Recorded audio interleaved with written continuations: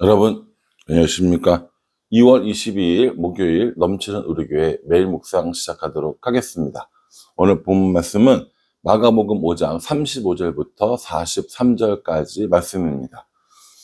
예수님께서 어떤 사역을 하셨는지를 우리에게 보여주고 있거든요. 되게 많은 이런 예수님께서 사역을 하셨지만 아주 특별하게 기억되어지는 일들이 몇 가지가 있습니다. 그 중에 하나가 오늘 이제 일어나는 야이로의 딸의 사건입니다.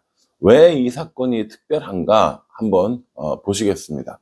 여러분, 어제 그 본문에 야이로, 회당장 야이로의 딸이 아프다는 소식을 듣고 예수님이 회당장 야이로의 딸의 회당장 야이로의 집으로 이동하던 중이었습니다. 그때 12회를 혈루증을 앓았던 여인이 예수님을 만지게 되고 그 사람이 고치게 됐죠. 그래서 예수님이 그 얘기를 지금 그 여자와 하고 있는 중이었는데, 그때 말을 다 끝나지도 않았을 그때 회당장 야이로의 집에서 사람이 와서 소식을 전합니다. 그게 35절이거든요. 아직 예수께서 말씀하실 때 회당장의 집에서 사람들이 와서 회당장에게 이르되 당신의 딸이 죽었나이다. 어찌하여 선생을 더 괴롭게 하나이까? 라고 이렇게 이야기합니다. 당신의 딸이 죽었습니다. 그러니 선생님을 더 이상 괴롭게 하지 마십시오. 라고 이렇게 얘기하는 거죠. 괴롭게 한다라는 것은 번거롭게 한다, 귀찮게 한다라는 의미를 포함하고 있고요. 또 곤란하게 만드는 상황도 이야기합니다. 왜냐하면 이제 그 아이가 살았을 때는 어서 고칠 수 있지만 죽은 사람을 어떻게 하겠어? 라는 의미를 포함하고 있는 거거든요. 죽은 사람, 이 아이가 죽었는데 이 선생님이 어떻게 할 수 있겠어? 그러니까 곤란하게 하지 말고 그냥 두시오 라고 이야기를 하고 있는 거라고요. 그러니까 이 회당장 야이로 입장에서는 예수님이 좀 빨리 가셔서 이렇게 딸을 좀 고쳐줬으면 좋았을 텐데 라는 생각을 분명히 했을 겁니다. 거기서 그 12해 혈루증 앓은 그 여인을 만나지 않고 바로 움직였으면 어떤 다른 결과가 있었다라고 생각할 수도 있다라는 것이죠. 어쨌든 사람들이 그렇게 와서 이 아이가 죽었으니까 더 이상 예수님을 괴롭게 하지 말라라고 이렇게 이야기를 합니다. 그런데 뭐라고 얘기했냐면 36절에 보면요. 예수께서 그 하는 말을 곁에서 들으시고 회당장에게 이르시되 두려워하지 말고 믿기만 하라 하시고 이렇게 얘기합니다. 뭐라고 그래요? 아이고 참 안 됐구나. 내가 좀 더 빨리 갈 걸. 이게 아니라 두려워하지 말고 믿기만 하라 라고 이렇게 이야기하는 것이죠. 이 회당장은 이 얘기를 믿은 거예요. 두려워하지 말고 믿기만 하라라는 이 말을 회당장은 믿었고, 그래서 지금 이 회당장과 예수님과 오늘 베드로와 야고보와 요한만 갔다고 이야기를 하고 있는 것을 볼 수 있습니다. 그렇게 집에 가 보니 회당장의 이 집은 난리가 났겠죠. 그렇지 않습니까? 이 어린 딸이 죽었는데 12살밖에 안 되는 이 딸이 죽었으니까 난리가 난 거예요. 그래서 보면 38절에 회당장의 집에 들어가사 떠드는 것과 사람들이 울며 심히 통곡함을 보시고 라고 이렇게 얘기합니다. 장례식의 분위기는 어느 나라나 다 똑같을 거 아닙니까? 특별히 이 아이가 죽었는데 얼마나 많은 슬픔이 있었겠습니까? 그래서 심히 울고 통곡하고 또 한쪽에서는 장례식을 준비하면서 시끌벅적하고 이렇게 소란스러운 상황이라는 것이죠. 사람들에게 예수님께서 뭐라고 말씀하시냐면 39절에 들어가서 그들에게 이르시되 너희가 어찌하여 떠들며 우느냐 이 아이가 죽은 것이 아니라 잔다라고 이렇게 얘기합니다. 너희들 왜 이렇게 떠들어? 이 아이가 지금 죽은 게 아니야. 자고 있는 거야. 라고 이렇게 얘기하는 것이죠. 여러분, 이 사람들이 소녀가 죽은 것과 소녀가 자는 것을 구별 못할 정도의 사람들이라고 생각하십니까? 아니요. 그렇지 않죠. 죽은 것과 자는 건 분명히 차이가 있습니다. 겉으로 봐도 알 수 있고요. 또 여러 가지 이런 정황에서 다 알 수 있어요. 저도 이렇게 돌아가신 분들, 그 장례 예배 때문에 돌아가신 분들을 여러 번 이렇게 본 적이 있는데, 자는 것과는 완전 달라요. 누가 봐도 알 수 있거든요. 근데 오늘 예수님께서 야, 이 아이는 지금 죽은 게 아니야, 자는 거야 라고 이야기하니까 거기 있던 사람들이 다 비웃습니다. 자는 거래, 말도 안 되는 소리를 하고 있어, 자는 것도 모르고 죽은 것도 모르나 봐, 이러면서 엄청나게 예수님을 비웃었겠죠. 그래서 성경이 그들이 비웃었다라고 표현하고 있습니다. 그래서 이 예수님께서 이 부모와 베드로와 야고보와 요한만 데리고 그 소녀가 있는 곳에 가서 소녀에게 이렇게 이야기합니다. 41절에요. 그 아이의 손을 잡고 이르시되 달리다굼 하시니 번역하면 곧 내가 내게 말하노니 소녀야 일어나라 하심이라 라고 이야기합니다. 요 이제 달리다굼 이 말은요, 아람어라고 부릅니다. 이 아람어는 그 당시 사람들이 썼던 언어가 아람어라고 생각하시면 됩니다. 이스라엘 사람들은 히브리 민족이잖아요. 근데 히브리 민족은 누구만 알아요? 히브리 사람들, 유대인들만 아는 거예요. 그리고 헬라어는 누가 쓰는 겁니까? 뭐 그 당시에 공용어로 많이 썼지만 헬라어는 그리스 사람들이 쓰던 언어였는데 지금 이때는 로마 사람들이 이렇게 점령하고 있을 때잖아요. 라틴어를 많이 썼을 거란 말이죠, 지도자들은. 근데 뭐 일반 서민들은 히브리어를 합니까? 헬라어를 합니까? 라틴어를 합니까? 다 모르잖아요. 그래서 그 당시에 가장 보편적으로 사람들이 썼던 언어가 뭐냐면 아람어입니다. 여러분, 아람어는 아랍어와는 다릅니다. 오늘날로 말하는 아랍어와는 좀 차이가 있다라는 것이죠.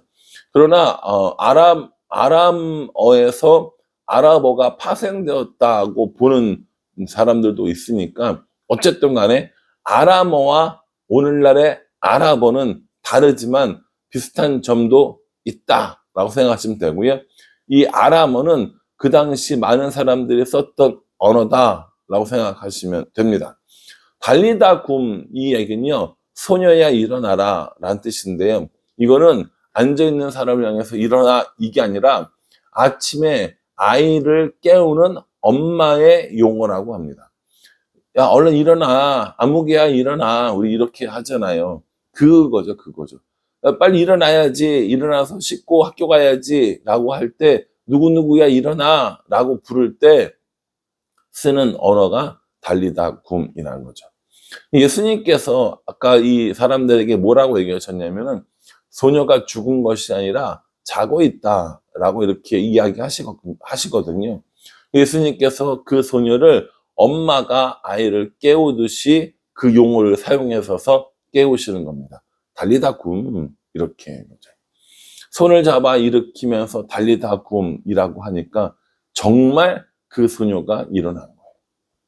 여러분, 이 참 우리가 이 글로 읽으니까 이게 지금 뭐 별 크게 뭐 감동도 없고 느낌도 없고 그럴 수 있는데, 여러분, 죽은 아이가 있어요. 장례를 치르려고 준비하고 있어요. 그런데 예수님께서 오셔서 잔다 그러는 거예요. 그리고 들어가셔서 자는 아이를 깨우듯이 달리다굼이라고 이야기를 합니다. 그러면 여러분, 그 아이가 일어났을 때 여러분들은 어떻게 했어요? 아, 잤구나. 자고 있었는데 깼구나. 이렇게 생각하실 거예요? 아니죠. 난리가 날 거 아닙니까? 여러분, 죽은 사람이 살아나는 일들이 가능합니까? 그래서 제가 이 야이로의 딸의 그 사건은 아주 특별하다는 겁니다. 여러분, 예수님께서 죽은 사람을 살리신 경우가 이거 말고 또 한 명이 있거든요. 누구죠? 나중에 나오는데 나사로라는 사람이 있어요. 그러면 회당장 야이로의 딸, 그리고 나사로, 이 두 사람은 죽었다가 다시 살아나는 사람이에요. 죽었다가 다시 살아나는 사람이라고. 예수님께서 죽었다가 다시 살아나게 할 수 있는 능력이 있다는 것을 보여주는 사건이 되는 거죠. 여러분, 이 야이로의 딸 사건과 나중에 나사로 사건을 바탕으로 해서 예수님 자신도 십자가에서 죽었다가 다시 살아나는 걸 사람들에게 보여주는 겁니다. 아니, 봐봐봐. 야이로의 딸도 그때 살아났잖아. 나사로도 살아났잖아. 근데 본인은 못 살아나겠어? 이런 것도 가능하다라는 것이죠. 근데 이게 사실은 죽은 사람이 살아나게 하는 능력은 구약 성경에서도 아무나 할 수 있는 이런 능력이 아닙니다. 엘리야나 엘리사급 정도 돼야 할 수 있는 그런 능력이었다라는 것이죠. 근데 예수님께서 오늘 이 죽었다가 다시 살아나는 이 소녀를 통하여서 예수님 자신의 능력, 또 앞으로 일어날 일들을 보여주는 사건이 되는 겁니다. 예수님께서 뭐라고 하시냐면요, 43절에 예수께서 이 일을 아무도 알지 못하게 하라고 그들을 많이 경계하시고 이에 소녀에게 먹을 것을 주라 하시니라. 다른 사람들한테 이야기하지 말라고 신신당부를 하십니다. 특별히 여기 보면 많이 경계하시고 라고 나오거든요.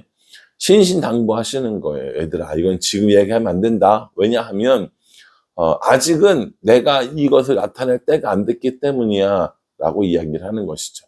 근데 이건 예수님 얘기인 거고요. 여러분 생각해 보십시오. 밖에서 지금 장례 준비하고 있었어요. 다 죽었다고 그랬어요. 근데 애가 다시 살아나가지고 먹을 것을 먹어요. 이게 소문이 안 나겠습니까? 소문이 안 나겠어요? 예수님도 소문 나실 걸 다 알고 계셨을 겁니다. 그러나 예수님은 아직 자기가 이런 것들이 다 드러나야 할 때가 아니기 때문에 주의를 시킨 거라고 볼 수 있습니다.